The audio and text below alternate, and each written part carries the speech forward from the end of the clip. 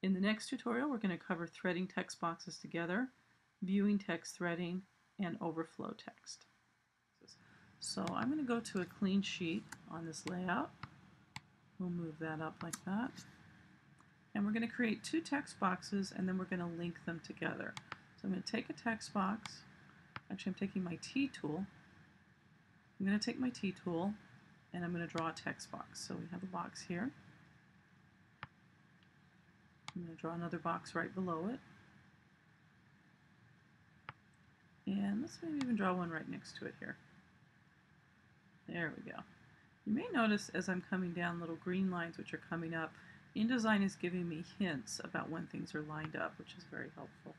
I'm going to zoom in a little bit on these text boxes because I want to show you some of the details of what we're looking at here. Let me get my zoom tool.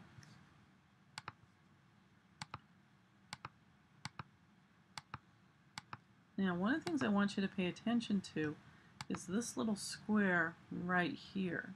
This is called an outport or a connector, and we're going to use this outport to connect these three boxes together. So I'm going to zoom out just a little, move that up. What I'm going to do is I'm going to click first on the outport. So I'm going to click on that, and then I'm going to click on another box. And what that has done is it has now connected those two together. And as I come here, my outport, you may notice, now has a little arrow in it, and that's telling me that it's connected to something. I can do that down here as well. So I'm going to come to this little box here. I'm going to click once on the connector, and then I'm going to click once on a different box. And what has happened is these two have been threaded together, and I can see that from there. There is a special view in InDesign if you need to take a look at the threading. Let me show you where that is. Scoot this back over. So if you want to view threading between boxes, you can go under View, and this is in Extras. So I can go to Extras and I can turn on Show Text Threads. So I'm going to do that, and then you can see these little lines that's showing where boxes are connected together, and that's very helpful when you're finding things. I'm going to go over to my T tool for now. Once I have the boxes created, I can use my T tool to create type. So I'm going to click on the first box. I could just start typing here.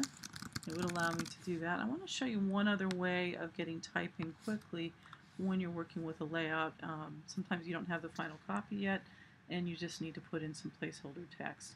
There is a function for that in InDesign. So if I go to Type, Fill with Placeholder Text, I can click on that, and that's going to fill all three boxes, and that text is just going to flow through. You can see that a little bit if I come in here. I'm just going to make some spaces. So I'm just going to take that and make some spaces, and that's going to push the text down as we go along. Or if I shorten this up, that text is now flowing through three boxes. One last thing I want to show you here. As I push that text down, you may have noticed that I ran out of room, and over here on the bottom right, you'll see a little connector which now has a red plus sign in it. That red plus sign is telling me that there's a text overflow. InDesign doesn't automatically create new text boxes or new pages when your text overflows, but it will give you a warning that an overflow has happened, that there is text which is not visible on the page. So you should keep your eyes open for that little red plus sign. And again, in the final checks, in the final testing before you go live, that InDesign does internally, it does have some warnings to tell you if there are pages where there is overflow text. In the next tutorial, we're going to cover Fill with Placeholder Text, or Lorem Ipsum. We're going to cover Text Wrap, and we're also going to take a look at shapes, fills, and strokes.